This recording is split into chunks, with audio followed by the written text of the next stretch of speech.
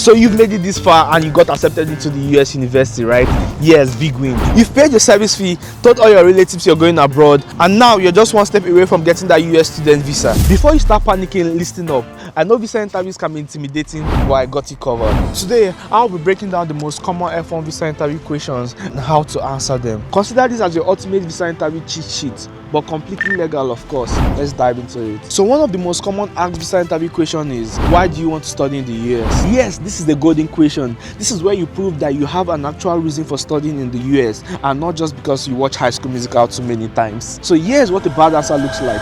Most people would say because I love American food, I would love to visit Disneyland. Remember, this is not the reason you're coming to the US. You're coming to the US for study, and you have to prove that to them that you actually want to come to the US to study and not just to have fun. Now, here's what a good answer looks like. I choose the US because its university offers world-class education, strong research opportunities, and global networking that will help in my career. So the second question we'll be talking about today is, why this college? If you don't know why you picked your school, why should they even give you a visa? Because your school admitted you is not a reason why they should give you a visa. This is what a bad answer looks like. My uncle said it's a good school. Wow, so Uncle James is now an education consultant. Now, this is what you should say instead. I choose this university because it has a strong film and video department, experienced faculty, and excellent research opportunities. I was especially drawn to their film camp because they have most film equipment, and it would be a privilege for me to learn and understand how to use those equipments. So the next question on our list is, who is your sponsor? Now this is where they check if you have enough funds to survive in the US or you're planning to survive on just vibes and noodles. So this is what the bad answer looks like. I'll figure it out when I get there. Remember, this is not a find yourself truth. So this is what a good answer looks like. My mom will be my sponsor. She owns 2 private high schools and 4 rental properties in Nigeria, and she makes an annual income of about 100 million naira.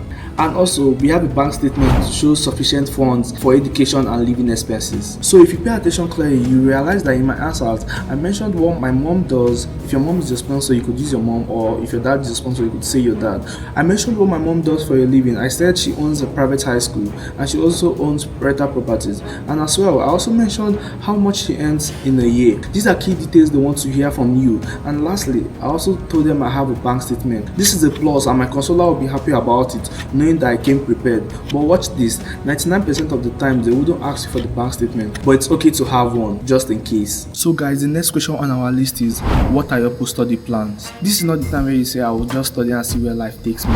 Here's what the bad answer would look like. I don't know, I will just stay and see where life takes me. Now, here is what a good answer looks like. After graduation, I plan to come back to my home country to help develop my country in my area of study. My goal is to use the US education to contribute to the film industry in my country and take it to the next level. The goal is, whatever answer you give, you should always find a way to channel it back to how you will use that your degree in your own country. You have to sound convincing enough because they want to be sure that you would come back to your country after your studies. So the next important question they usually ask is, do you have relatives in the US?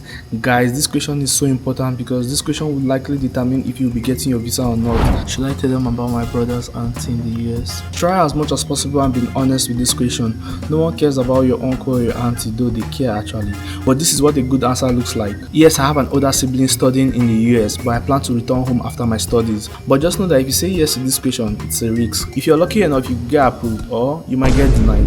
But still, be honest. So guys, the last most important question we'll be talking about in this video is, have you traveled outside of your country before? This should be your response. Yes, I've traveled to Japan on a vacation, or no, this will be the first time I'm traveling internationally, but I'm so excited about the experience.